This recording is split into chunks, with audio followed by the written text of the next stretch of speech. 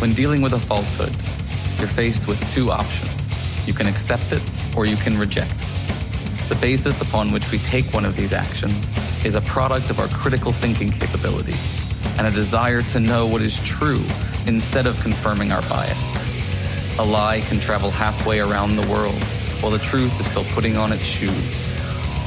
On Brainstorm, we choose the hard truths over the comforting lies. Reason, compassion, skepticism. This is the Brainstorm Podcast.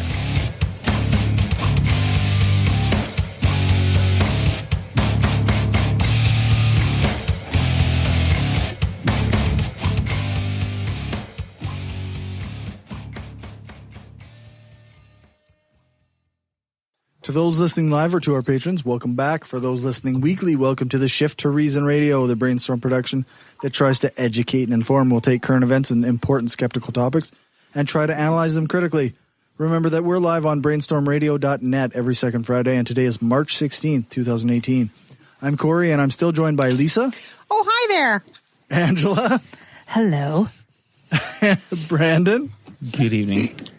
Our guest, Jeanne. Hi. And the always amazing Dave. How you doing? All right, so we don't have a bumper for consumer protection, but Brandon, you're up. Alrighty then. You should get like a Ralph Nader quote or something. Get him. I love Ralph. Fucking love Ralph Nader. Y'all can bite me. I'm not making fun of your love of Ralph Nader. Fucking love Ralph Nader. That's great. It's just hilarious. I don't judge you. You know I have love for no one else but Ralph Nader and Sam Harris and all of you. I get made fun of for liking John Malkovich and Philip Seymour Hoffman, so I'm not mad at you. I friggin' love Philip Seymour Hoffman. I know. It made me sad when I watched the Hunger Games movies because he's not alive anymore. Yeah.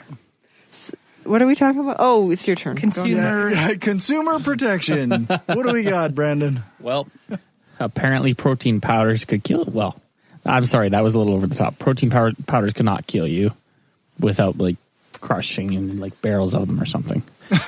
Yes. You probably asphyxiate on it. Yeah. If you inhale it. This is a much less direct way of killing you. Mm. So there was a study by a company called, the Clean Label Project. It's a nonprofit that examines labeling safety issues, finding a lot of popular protein powders actually contain notable levels of arsenic, cadmium, mercury, lead, and toxins like bisphenol A, i.e. that boogeyman chemical that everyone changed all their Tupperware for. Yes. Plastic bottles. BPA. Yeah, so okay. Many of the top selling powders are found with baby bottles. Significant Sex levels toys. of the... Yes. Pop rocks. Stop eating your sex toys, people. Take BPA out of my Pop Rocks, please. The biggest problem with these sort of things is these are the cumulative sort of heavy metals and toxins. Not so much that any given dose will kill you, so much though that they're the sort of thing that you regularly take over and over and over again, and eventually you will accumulate an unhealthy level of these things. Right, Cory? Right, Cory. I don't take protein powder anymore. I haven't for a long time. Like air. Yeah. If you breathe Water. long enough, I promise you will die. That's actually true. Yeah. That's a goal. 100% of the time. That's a goal of mine. Air is deadly. How many trace chemicals are in my Coke bottles? So how long did it say how long this has been in these protein powders?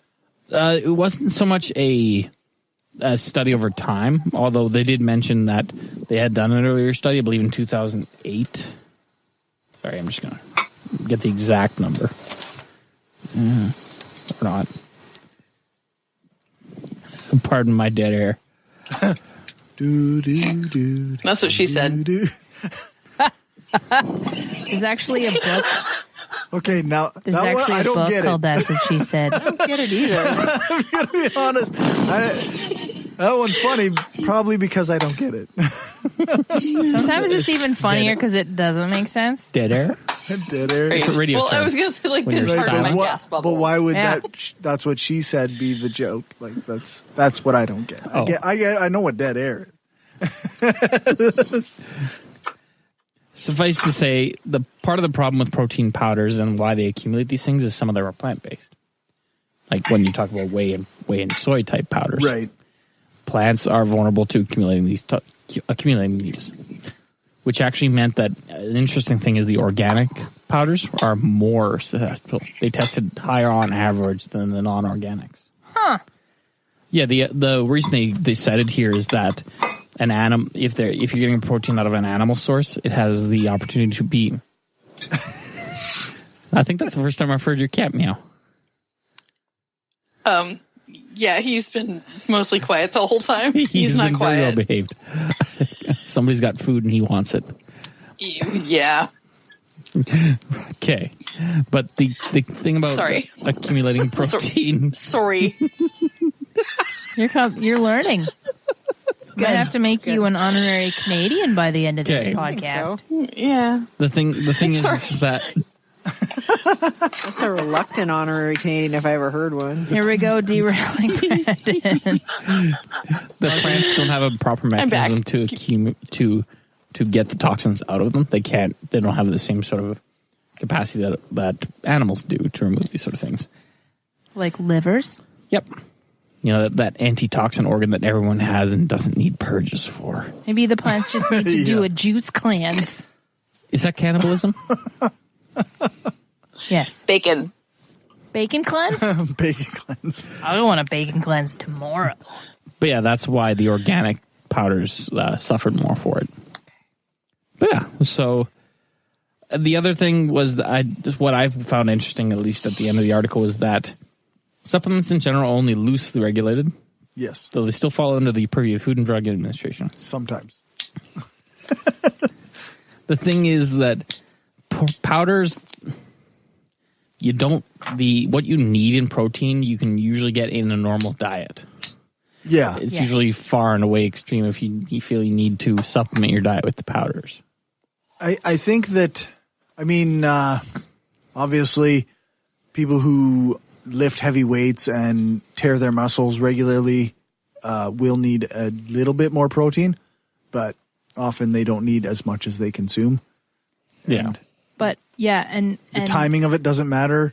So drinking your protein shake immediately after a workout doesn't mean anything. Because your body still wants protein. and you're just as well off drinking milk and eating meatballs Yes. than you are having a protein shake. Yes. Having That's what she bacon, said. milk, and meatballs. Instead of the protein shake. That Yup. is what she said. So, Literally. well, no, I haven't looked at this, but really, do we need as much protein as the average human gets on a daily basis? And Probably not. It depends where you live. Some cultures have less protein-based diets. That's true. But in North America- North America, we have way more than we need. Yeah, give me, Yeah. So I eat too much bacon? yes. Oh, Everyone eats almost too much definitely. No bacon. such monkey. No such monkey. Bacon's Bacon delicious, cheesecake. but it's bad. If I'm wrong, for you. I don't want to be right. I work out so I can eat bacon. That's the whole point. Oh, I don't work out and I eat bacon anyway. See? You're doing fine. I have to stand with Cory here. It's like, yeah, it tastes great, but it's bad. I don't know that it is bad for you, except that it's cured. That's known to have a relationship Tons with of salt. Wait. Can we Salt, talk I don't about know that it like, is bad for you. maple cured apple smoked hickory flavored bacon? No, that's Canadian breakfast bacon? food. Canadian bacon. I want bacon. Bacon is an ingredient, not breakfast. You don't get enough bacon in your life then. Oh, It's an ingredient? well, it depends on what you're talking about, but yes. No, maybe in quiche. Maybe in a good carbonara, but I don't know. When I'm having brunch, I need my bacon. Yeah, just 3 strips of bacon right there on the yes, but- side. And then 3 more to make a lattice. I wrap it around scallops if I'm feeling fancy. See? Right, but you want it to taste like bacon. You don't want it to taste like It still tastes like bacon. dessert. It's bacon No, it paired with doesn't. something That's else. true. It's dessert bacon. Dessert bacon. Some people dip their bacon in chocolate. Breakfast. Well, okay. Well, I'm not saying that's incorrect. Okay. I'm just saying when I want dessert bacon, I want dessert bacon, and when I want food that has bacon in it. Okay. Breakfast bacon is definitely a thing, and I think you're wrong.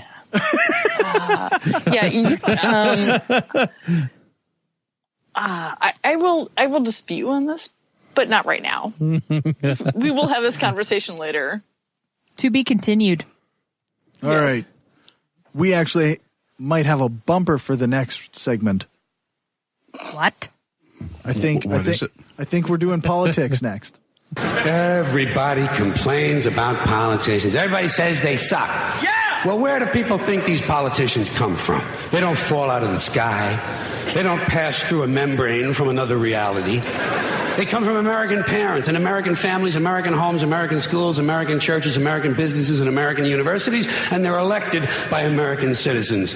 This is the best we can do, folks.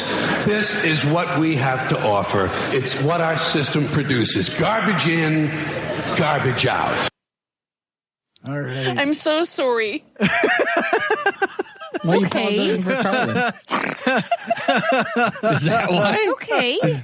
Yeah, because all Americans should be sorry for what they've wrought on the world.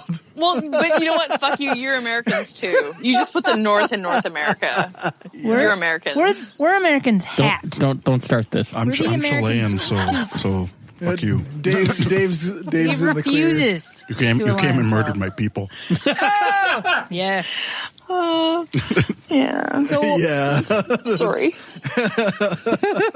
I'm just kidding. apparently, Not you personally, but Well, no. Like, I'm a mutt. Whatever.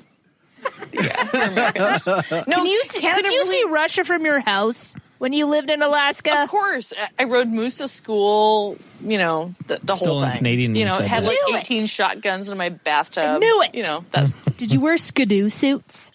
no, they skinny dip in the ocean when it's that cold. Did you go hunting with Sarah Palin? Did you go hunting with Sarah Palin? no, she's from Idaho. Wasilla? I No, think. she's from Alaska. Didn't you see? Sure. Sure. she had an A&E series and everything. Yeah, exactly. Yeah. How She's far from has Idaho. Have A&E you heard her fallen? talk? She's from Idaho. Idaho. That's what she said. Oh, Been there, that's done what she that. said. Sorry. Yep. Not naming the episode that, no matter how hard you try. All it takes. Keep going. So the Daily Beast published an article saying that Trump plans to blame video games for gun violence Because that's what Because conservatives it's have done for 1992. forever. Yeah. because we're bringing that back out of the Is there a vault. Grand Theft Auto game coming? I think he'll be literally Of course there stealing is. a speech from Hillary Clinton from like the 90s. Yeah, if he or does. Yeah. Tipper Gore, or It's just everything old is new again. It's like it's not actually gun control that we need. We just need to stop people watching so many violent video games, playing violent video games. Yep. Let's everyone play The Sims. Yeah. Can we please have like the same "This is your brain on drugs" frying pan commercial yeah. again? Oh, Like yeah. I missed that one. All the fucked up songs that people wrote for the kids to try and keep them off drugs. all those people who were writing those songs were Yeah. high as fuck. Weren't they though? And the weird stuffed animals that had to sing that shit. Oh, so yeah. Basically, it's And then there's bullshit. the Teletubbies. That's a whole other category. They're basically the walking, talking manifestations of 1984. Yeah. They carry their TVs with them on their bodies. The funny thing is that this news story has actually come out with, like, people in my real life have said to me, "Hey, what do you think of the connection between video games and violence?" And I have to be very patient and be like, there is no connection between Not a thing. video games and violence. Because there's far less gun violence in Canada and in Europe, and there's just as much violent video game playing as there is in the States. You should see what I You do know to what people in reduces Just Cause. violence? Porn. Porn? What? Yeah. Yeah, porn has been shown to reduce violence. Oh, Are reduce Mormons- violence. Like sexual crimes, like not gun shootings specifically, but yeah. Like Keeps you busy. The more, the more porn, like It the occupies more at least porn one you have hand. access to, yeah, you just Sometimes like too. you're not gonna get up and do anything. Like you just did your thing. You're relaxed. You let off some steam. Oh, what did you have Yep. an unloaded gun? Remember from Everybody Loves Something About Mary? Remember? He has to. Anyways, continue. Yeah, Yeah. You just unloaded your gun. Now what? Exactly. Exactly. You can't Sit be back mean and to enjoy other the people. endorphins. I don't know. Yeah. Have a nap. Watch The Bachelor. Delete your history and no. shame. Yes. That too. So the Mormons must not be very violent people because don't they watch a lot of porn? What do they? Demographically. yeah. Demographically, they really? watch a lot of porn, Yeah. so maybe they're not very They violent watch, like, people. the Do they most do that porn. on a real That's right. sector? Are Mormons allowed to watch porn? Internet porn. No, Not technically. right, but they do. But they do. Well, of course they do. But I'm just wondering if it's like a sanctioned thing or not. Interesting. Nope. The thing is, if you No. marry your high school sweetheart at 20 because you're that eager to have sex and you just Or 15. But I don't know. does 15. would your pastor have to preview it to make sure it's kosher? Yeah, Only but because now he wants to. But now there's a don't think there's a there's a You're burgeoning crossing market your, of people that. your religions. I'm using They're kosher as a euphemism. I don't think so. But now there's a burgeoning market of people that are people are actually making porn directed at Mormons. Yes. And including Mormon religious And mannerisms. etc. Like the special Mormon underwear? Yes. Yes. Like And it's very Mormon popular. lingerie style? Yeah. It's a But a very lot of non-Mormons strange watch thing. that too. Yeah. Very strange. Said anyone ever who's ever watched any porn. I mean, like any porn's gonna look weird to a person if that's not your thing, right? Like Well, it's maybe. I guess. Yeah, that's fair. like lesbians I'm aren't pretty my thing, open-minded, so but watching the straight Mormon man thing porn really isn't blows like me. doing it for me. I don't know. Well, let's be fair. They don't actually keep the underwear on during the entire act. Like it's on their body. Oh, you've seen the Mormon porn? No. Checking out the Mormon porn. You researched well for this. I'm looking at It's more than I did. It's a deep dive. I wish I knew. I didn't do that much research.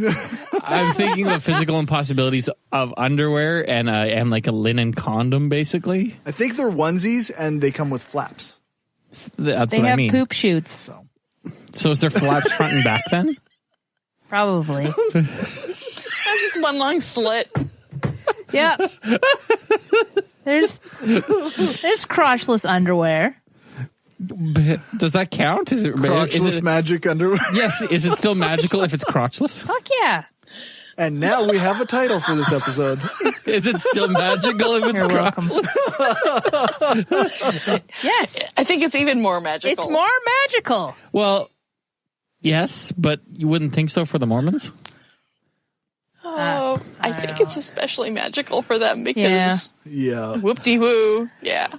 I can't think of the number of times I've heard that in various TV shows where that's like the hint that something's going on. It's like Cock shoot it's onesie. It's the whisper. It's like I'm wearing crotchless underwear.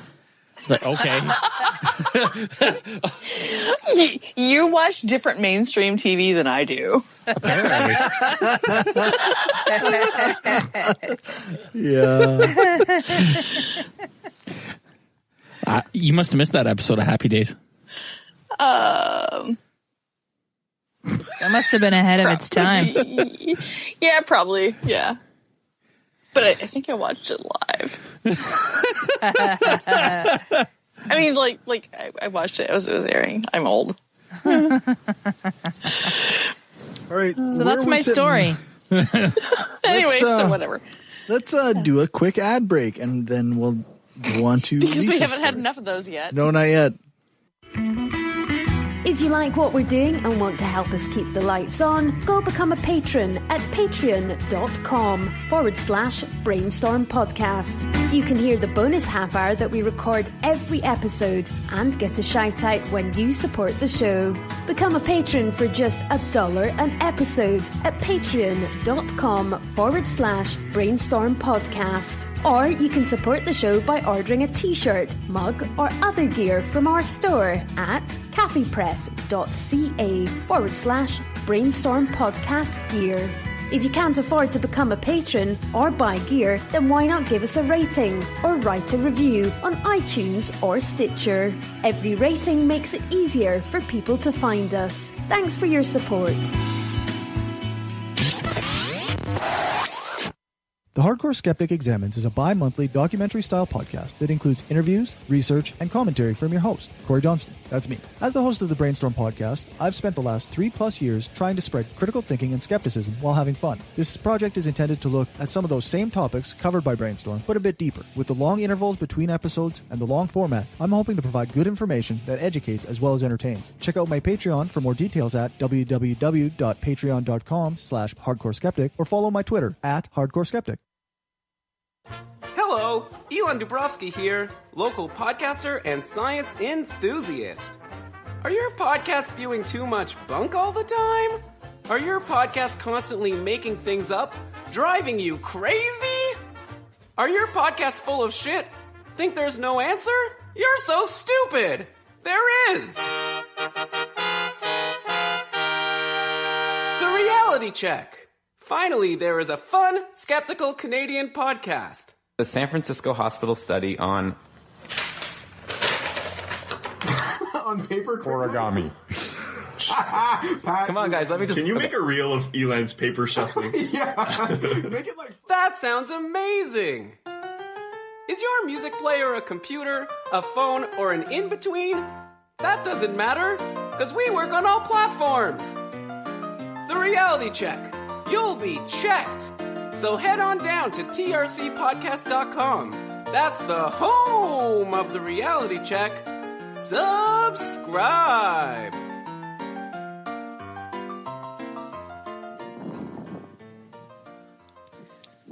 And we're back. And we're back. And we're back. We're back. I'm not And doing we're back. this. You're not doing it? And we're back. They're back. Angela won They're round back. 2. All right. Lisa, what do you got? Do I have a bumper? No. You are under the politics bumper. You don't get your own bumper. I'm sorry. Look at... Tell me a story, Lisa. Did I start I want something to with hear the about anthem? your story. Everybody needs their own bumper all the time from now on. I just wanted a good bumper. That's all I wanted in life. My story, which is bumperless. you just sound like all the wind's taken out of your sails. Just I'm sad. Somebody crush your spirit, you guys. Corey who did it. That's what I do. My story is from New York Magazine. It's entitled, it's from March 2nd, 2018. Study, When NRA Members Meet for Their Convention, Gun Injuries Fall by Eric Levitz. So, it's based on a article that appeared in the New England Journal of Medicine, and then it quotes somebody from Vox, which I didn't really, anyways. So I'm just going to go to the New England Journal article, or New England Journal of Medicine article, because that's actually the primary source. So, a researcher at Harvard named, she wrote a letter to the editor, and it was written by a lady. I got to give you her name because that's the right thing to do. Anupam Jenna. So she's a PhD at Harvard Medical School. And what she did is she gathered information about firearm injuries that occurred during NRA conventions. So what she did was to, sorry, I'm just trying to get the good synopsis of this. I mean, this kind of goes back to the NRA says that the best way to prevent gun violence is to have people, like good gun owners, knowing more about operating firearms. Somehow this is going to have less firearm violence. Well, there's the accidental death statistics. Right. So, well, okay. So that's ignoring the fact that most firearm deaths are caused by suicide. But anyways, Researchers from Harvard Medical School and Columbia University used an insurance database of nearly 76 million claims to tally emergency department visits and hospitalizations related to firearm injuries on NRA convention dates and during identical control days in the 3 weeks before and 3 weeks after the meeting from 2007 through 2015.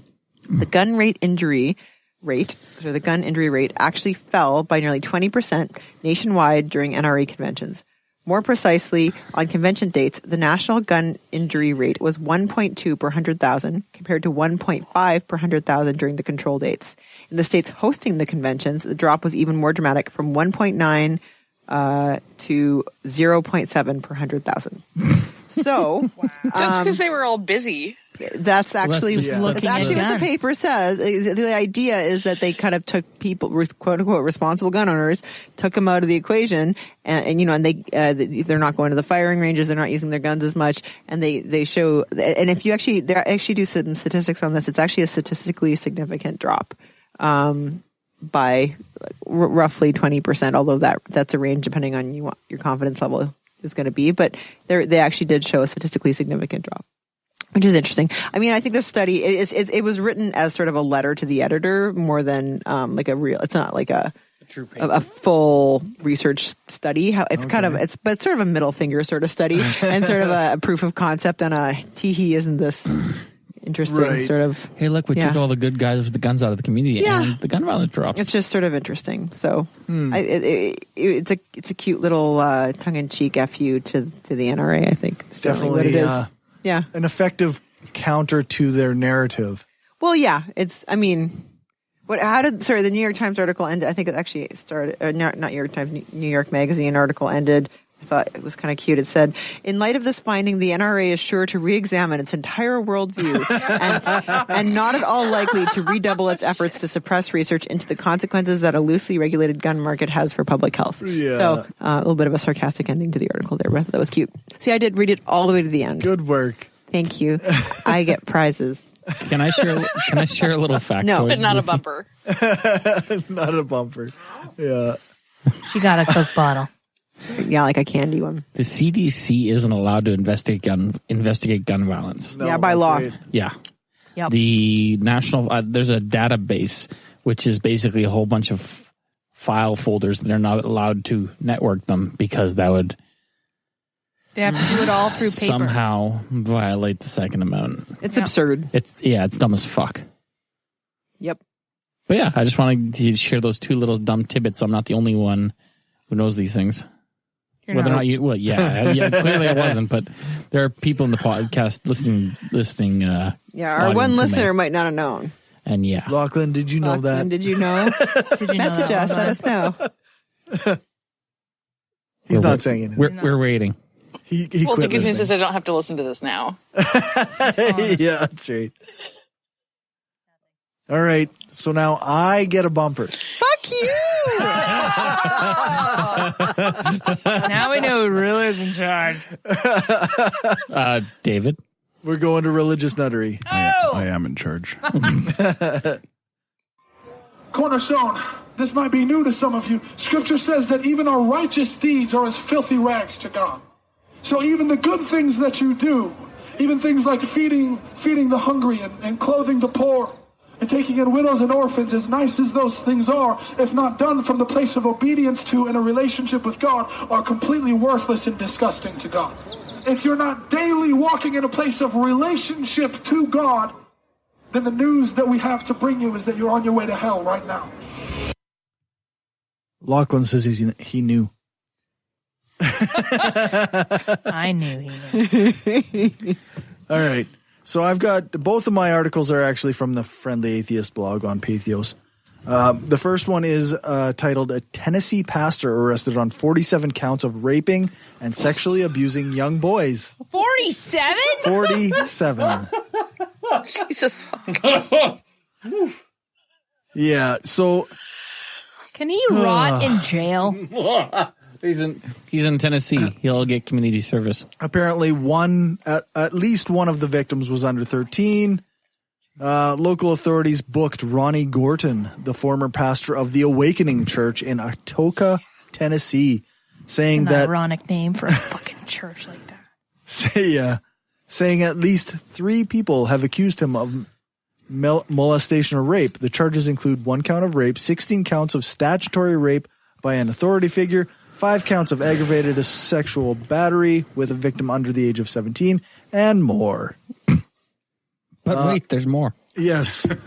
Sheriff Chief Deputy Billy Daughtry said during their investigation, they learned that the Atoka police were investigating Gorton after an underage boy accused Gorton of raping him. Daughtry said 2 more victims came forward after WREG's initial story aired, bringing the total to 3, but he said they might not be the final number. So won't be. Yeah, it definitely won't be. But it's currently charged with three victims and 47 charges. They also found. Sorry, go ahead. I'm just saying, like, I gotta give props to the first kid that came forward. Yeah, for sure, eh? That would be scary as shit. Against that person in their right in their church that's leading their church. And in front of your peers and to your parents and props. For sure. Kid's a one-man spotlight. Now, keep reading. I don't want to derail you. No, I'm just, based on the other charges he's facing, he showed, or based on what they said, he showed some of his victims pornography and bought alcohol for at least one of them. So, show them porn, get them drunk, molest them. I guess that's the routine. And, yeah. That's not the first time I've heard something like that. That seems like a format almost. Almost, eh? That's interesting. I was just thinking the parallel between, there was a girl who accused that gymnastics doctor of Larry Nassar? Yeah. Yes. Mm-hmm. She was excommunicated by her church for coming out with those allegations. Yeah, that's right. Yeah. That's the kind of thing, like some churches, well, and who knows, I guess this church might be one of them. They just don't believe victims. They always go side with the religious leader, I guess. Yeah. It's not just that church. No. That's right. Goodness, no. So, let's see. What does it say here?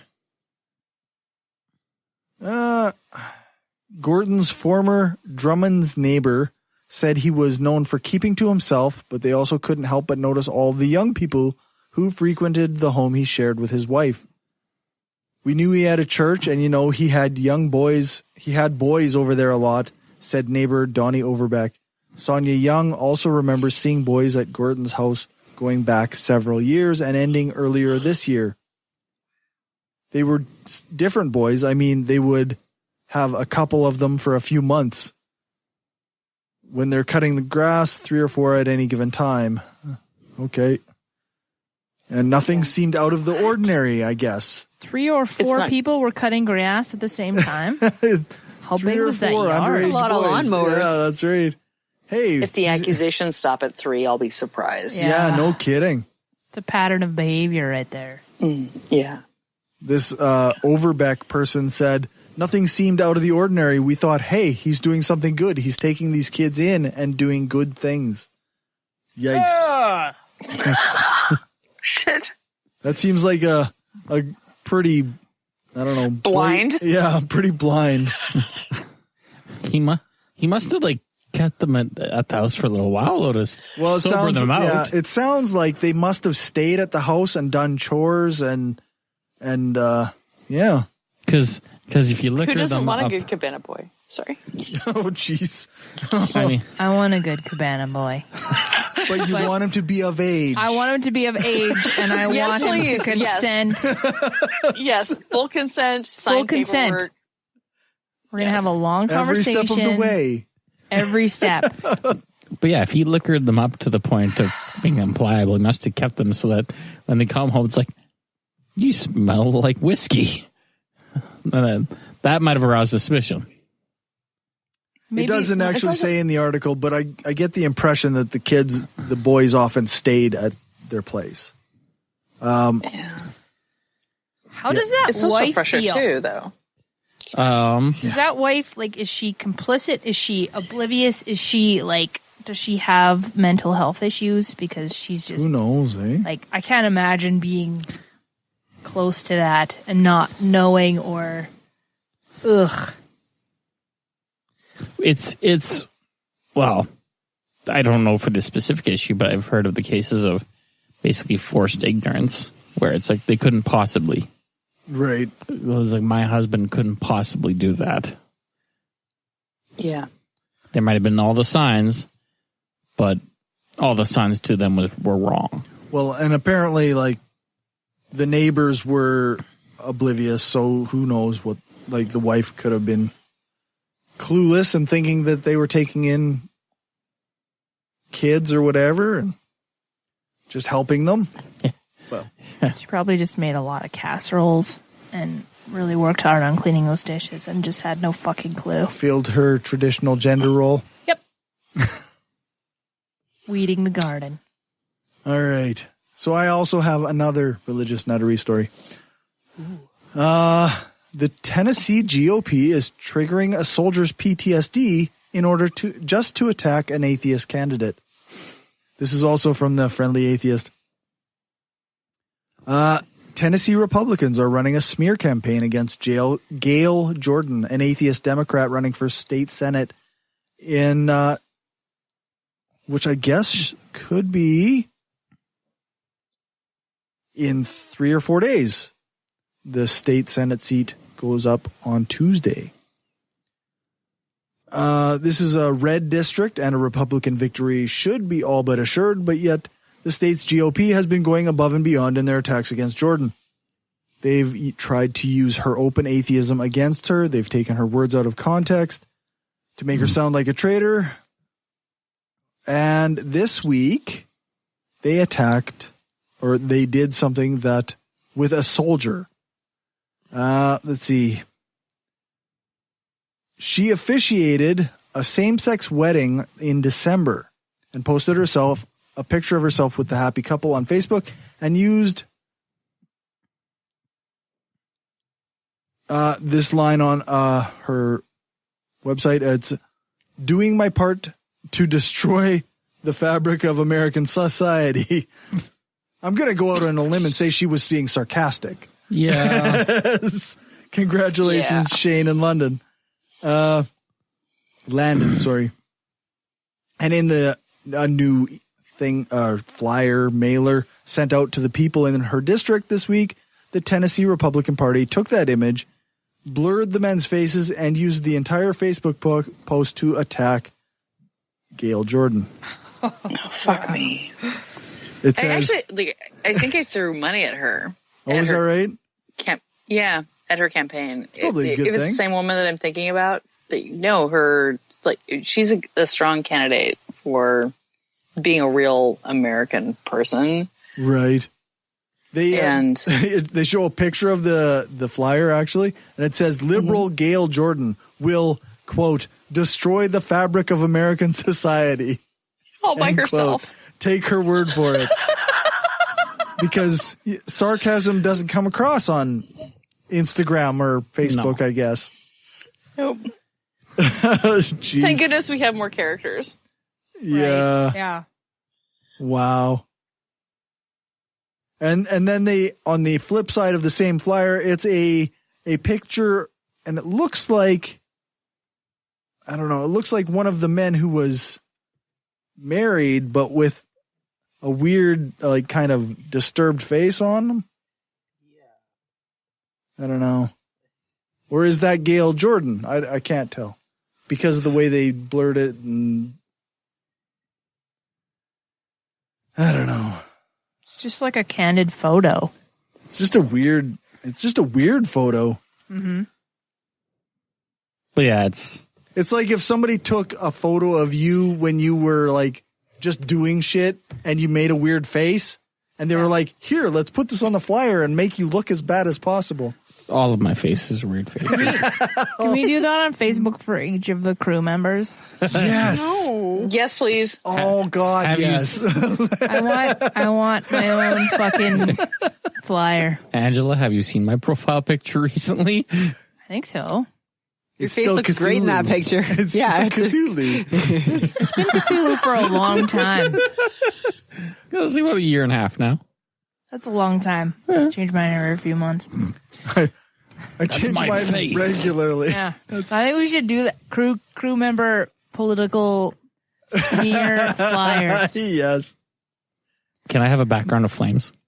Just get the grossest possible picture of our faces. Yeah. Who said Like that one. Like we could take a picture of Lisa yawning. Yes. guys. We need smelling salts. It's too warm in here. Tired. Me too. Yeah, Corey's probably more tired than me. Cory's worked like 5 jobs. I had to get up at 7 o'clock this morning. Oh. Not quite 5 jobs this week. Poor pumpkin. Life is tough. I'm in Vermont, bitch. Like, I want to come visit. My friend lives in Canada, in Ottawa area, and they go to that part of the States all the time and go to random breweries and wait in line for several hours for certain kinds of beer. we have a lot of breweries here. Yeah. Her husband is like an aficionado snob beer. A beer snob. He's a beer snob. We could get lucky, though. This could be like Alabama and Doug Jones. Could be. That would require a pretty awful Republican candidate, I think, though. Well, and then it would require a lot of black women getting on board, and because it's the white women that ruin everything. I kind of feel like after this Connor Lamb victory, like I kind of feel like it's going to be okay. You think so? Yeah. Do you have hope? Well, a little bit. Wait. What? Maybe a little bit. Don't say that too. Don't say it again. Let's not talk about that. There's going to be a bit of a tone change at the show. Yes. Shit. Where's the medal? Like, this is weird. I don't know. Corey's got all sunshine and lollipops. No. We played lady music for our music break. Lady music. And then it's getting soft. He has hope. I like music with female lead singers. Don't get me wrong. You can't even say women. You can't even say it. You're just like, females. Those with Corey has gun, sunshine, and lollipops. The double X chromosome. They don't have the same genitalia as I do. You don't know that.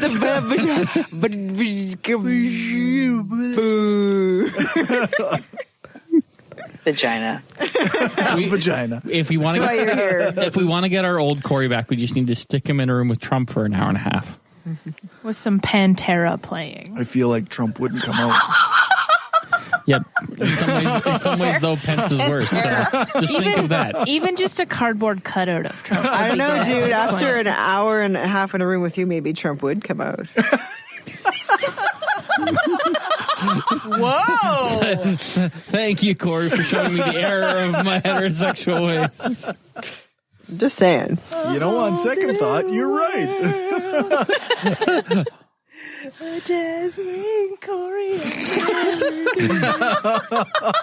Yes. And that's all Cory needs to know about the crying game.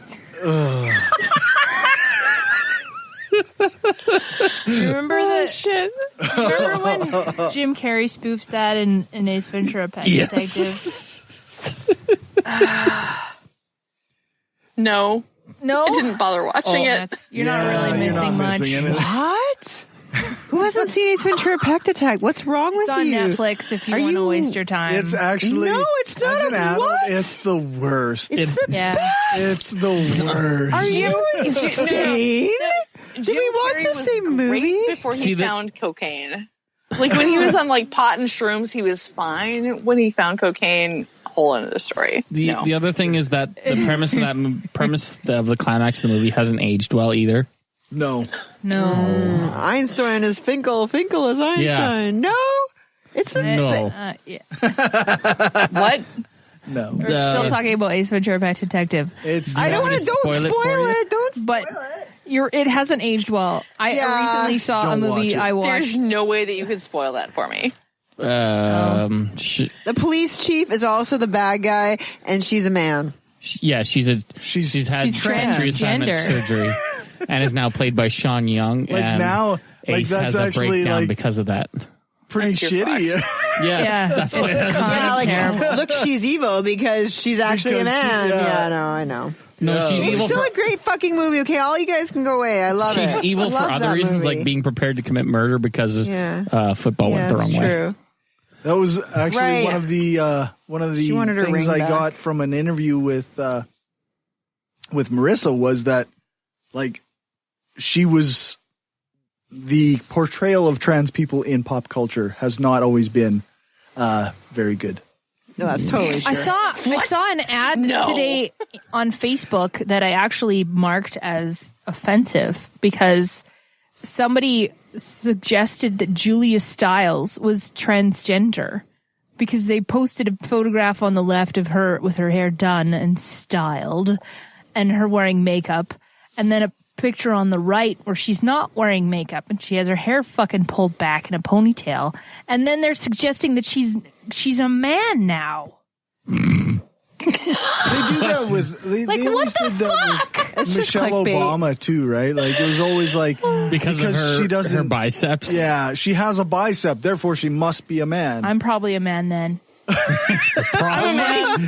Wait, Wouldn't you know? I don't know. I'm pretty sure, but I have biceps. I have fucking calves and shit. Lisa's I'm bored. still yawning. Angela's a 'Cause muscle no, monster. I'm not bored. I'm a muscle monster. Process. Muscle monster man. She man. So I'm watching this is kind of peripherally related. Don't judge me. I like the show Nashville sometimes. And there's this episode in season 2 or 3 Can't where stop judging you. I love country music too. Cory sees you Anyways, no, differently it's a good. It's like sort of Get like out. Grey's Anatomy in Nashville, and it's sort of like. It gets annoying after all the stupid drama, but it's fun sometimes. After 2 episodes. But anyways, there's this one point where it's so funny because one of the characters gets taken out of context, and somebody's a fan says something really horrible to her, and she says, and she says back, "There is no God that would put up with some crap like you." Yeah. And then but then she's spliced out of context, being like, "There is no God," and then her reputation is ruined because they're country music artists. Yeah, right. Because that's but it's funny. The whole assumption in the whole episode is that she's like that it's like the worst thing ever to call somebody an atheist. And if it were actually true, she would totally deserve what she got. But she's totally not an atheist, so it was just because she was taken out of context. And at the end of the episode, she's like praying in church, and you're just like, this is weird. The underlying assumption that atheists are evil is just really bizarre, really weird to me. Anyways, sorry. I listen to a lot of country, and I do have that little bit of a kind of a little bit of guilt about it. Just because it does have that assumption. It's like, all our listeners are God-fearing folk. Yeah. No, I just occasionally like a banjo. That's right. Actually, music's awesome. Stephanie watches Nashville, and thank you, Stephanie. I at times am forced to watch with her. Isn't it awesome? Don't give me any spoilers, because I haven't seen any. No, we're not up to date. No worries about that. But it is quite an odd show. It's so weird. The music is great. The drama, it's about 2 episodes. You can tolerate I agree it. with that previous statement. The music is so good. Mostly, I have them all. the music is so good. Mostly, it is really, sort of, really a little good. bit, maybe. You don't like country music, so of course you wouldn't like the music in Nashville. But most of the music is quite good. That's right. I'm sure for country music, it's wonderful. Thank you, Cory. It's very That's a really nice way to say that. Is there a lot of original songs? They're all way nicer original. than I would have known. Yeah, they're really good. Ish. No, they are genuinely. We found I have a hard Lisa's- time listening to country music because it was forced on me as a youth. We found Lisa's But I button. love country music. Okay, I still love you. the even though the you music love on country Nashville is music. merely mediocre. What? No, it's really not. really It's super good. Mostly very like okay. They have like a new song every episode, so I mean they can't all be great, but like a lot of really good songs on that show. So some of them are mediocre. It's easier like any when you only have album. to write half a song, though, right? No, they record the whole thing. Like they Jeannie's release. having problems. I think she's gonna burst a blood vessel over there. It's so good. Don't die on us, please. I'm trying not to snort. I feel like that's my new goal for the remainder of the episode. Make you How much time we got, Dave? The time to sing a country song. About, 10 minutes? never have time to sing a country song. We have Well, went down to the Grundy County auction. 11:40. I saw something. I just had to 11:40. have. Okay, I'm gonna go through our closing out stuff real quick here. All right. My mind told me I should proceed with caution. 11:40, like it's almost 1. Wow. Thanks for staying up with us, man. Yes, But my thank heart you. Lady. Just said go ahead and make kept a me bit up. on Okay, that. so we got a few tweets, but no emails. All right. What were they tweeting about? I was busy. What's You the could tweet do again? better. Torsten Phil at Thor Go Lucky said, I love David Silverman's at Mr. Atheist Pants enthusiasm. Work will be too busy for me to go, but I'll follow the convention online, and finally bought the book Fighting God. Nice. Which is a really good book. I've read that. Randy Lamonda at Randy Lamonda said, at Brainstorm Pod at Mr. Atheist Pants, heard David speak now several times about DJT and religion. Do you think this is the first atheist president's way to backhandedly destroy religion? What? I said I suspect he's purely driven by self-interest and doesn't realize that he might actually be painting religion in a bad light. Because the evangelicals love him. Oh, man. Do they ever? He's on their team. Yeah. We got Pythagorean Crank at Pitha Crank said, it was interesting listening to at Hardcore Skeptic's journey exploring social justice in a podcast over the last year. Binged all week on this. Skeptics need to be debunking this sort of pseudoscience more like this than the freaking Bigfoot shit already. It's 2018, people. Fair point. Fair point. That's a nice review. I like that. Yeah. Thank you. Too. Please keep listening. At Randy Lamonda. Thanks, Randy, for all your feedback. Yeah, he's really good on the Twitters. He says, at Hardcore Skeptic, excellent interview. He's talking about my interview with Peter Coffin, and it sounds like an excellent book. Not this one. No, the one before this. Perfect. Good. We're a little bit behind on live feedback just yet. Live feedback doesn't exist. Hey, Lachlan's there. What are you talking about? Yeah. He's here. Jeremiah Traeger at Gerbivore said about. Sorry, that was just. This was a really great listen. One of my favorite episodes this week. At Peter Coffin and his brand of critical thinking is far more skeptical than most self-identified skeptics. So that was cool. Good week for feedback. Except Go you. Yay. Go us. Yes. We lost a patron. Who was it? Wasn't me, was it? No, it wasn't you. Okay, good. I'm not going to say who. I like that wasn't You me. should tell me when I do, though, because if I forget to update or something. This time I emailed everybody whose credit cards kind of went all wonky or whatever. Oh, good. I didn't get an email. My credit card was not wonky yet. So, so we lost a patron, but that's okay. You can go and become a patron at patreon.com/brainstorm podcast. And a special thanks to our top patrons, Bassett, Lachlan, Daryl, Aaron, Lisa, Rob, and Positively Skeptical. You know what, Cory? Don't worry about losing that patron. Don't worry. When God closes a door, he opens a window. Okay? That's true. Don't worry about it. That's true. All right. Does that mean we're getting window put in here? Yeah. God's going to do it for us. Don't worry about it. And Dave's going to put he foam takes care over of that top. shit. I don't want windows in here. Dave doesn't want windows. He's We'll just get going a to put window foam and over foam top. will go right over it. Yeah, I'll just. It'll fuck with your acoustics. That's Exactly. right. All right, so I've got the book excerpt this week. You have 7 minutes for that book excerpt. It'll take 5. Oh, here we go. Yeah. It's from Peter Coffin's book, Custom Reality and You, and it's from chapter 3, I believe. If there was an alternate world in which you were all powerful, where everything bent to your will, including reality itself, would you want to live there? Would you give up to take residence? What would you give up to take residence? What if, technically speaking, it wasn't real? To you it's real, but to no one else. Is the real world, the one inhabited by others, real? Also, what is real?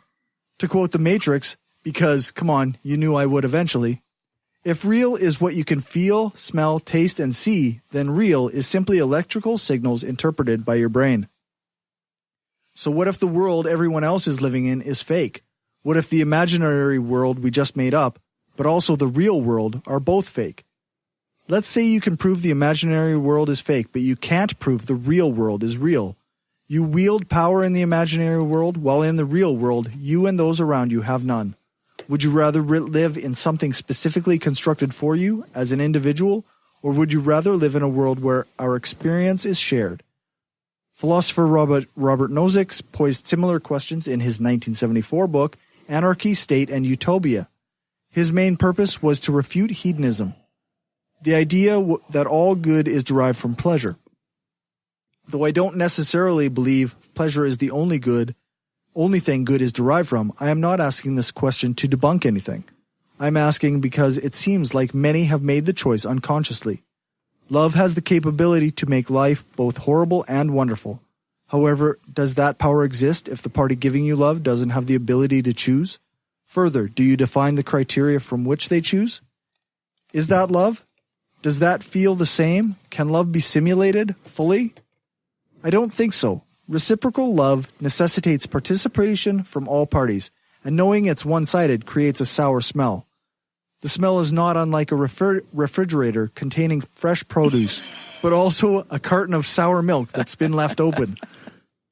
It is the smell of a poopy diaper in a trash can where someone forgot to close the lid. You only smell it a little, but you smell it everywhere in the house. If you don't have the ability to create what we call true love in your simulation, are you actually all-powerful? What if you don't need love? What if you are beyond love? What if this isn't something that matters to you? What if you totally ignore the human meaning that we've ascribed to love and view it simply as chemical reaction? What if you are unable or unwilling to acknowledge that, for many people, the sum may be more than the parts? This isn't a success or a failure. It is the individual in practice. The lack of need for something that's impossible to reproduce virtually might make a self-contained virtual life work out pretty well for that individual.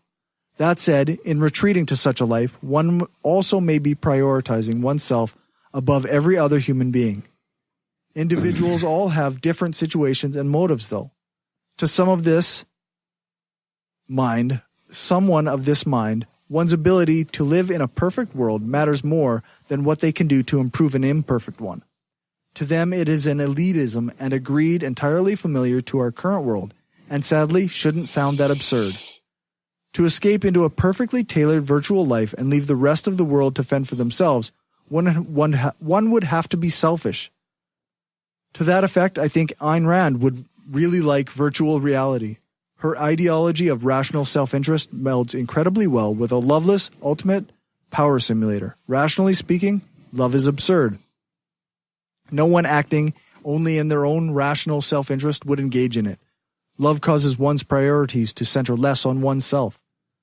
Love breeds attachment and fondness. The result of true love is some degree of selflessness. Not necessarily to the degree of a Tibetan monk, mind you. Love, however, is inherently collective. At least it is if you look at it as a human feeling rather than a strategy for mate selection. Love can be romantic, platonic, familial, or societal, and these are all collective adjectives. Love for, and I must emphasize only for, oneself is selfishness at best. That said, I do hope you love yourself and who you are. You have absolutely no reason not to. You are a biological wonder on the basest level, and yet you are so much more. You have a personality, a moral compass, wants, needs, and everything that comes with being among the most complex life on this planet. So that's that. Did you pick that Sweet for the show? Like, Yes. I think you just like kind of made the point of Polly and like Right. Yeah, no, I didn't pick it before. That was all of those arguments, like all at once. Yeah. No, it's But way more succinctly, but a little bit more verbose. it's actually a really interesting book. I recommend anybody who can grab a copy on Amazon. You can link it in the show notes. I can. Okay. It is definitely linked in the show notes of the interview I did with Peter Coffin, though. Well, right. How much time we got? 2 hours ago. 140. 140. Okay, I don't have enough time to do the entire outro, but I do want to thank you, Jeannie, for joining us. Yes, thank you. Thank you. And we will try to find some links to stuff that you've done. Actually, the only thing, like, just link Opening Up, Tristan Taormino. Link that book. Okay, consider it done. Okay. For live listeners, stick around for the after show. You can go to brainstormafterhours.com and listen to the bonus content before it goes patrons only. Thanks for listening, and remember, the truth matters. This is an opinion-based podcast. Each person on the podcast is responsible for their own opinions, and those opinions don't necessarily reflect the views of the rest of the panel. Any guests or anyone associated with the people on the podcast, such as spouses, partners, children, other family members, friends, or employers. No one person speaks for the podcast with the possible exception of Cory, and he doesn't speak for anyone else on the show. The Brainstorm podcast does not represent the views of our sponsors. We just wanted to say thanks to everyone who listens to us, shares the show, gives us a rating on iTunes or Stitcher, or supports us through Patreon and Gumroad. We don't have a lot of interactions with our listeners, but what we have had proves that we attract some of the best people around. Smart, kind, and cool. An audience truly worthy of the titles hardcore and woo-free. Thanks for helping us make the world a smarter place.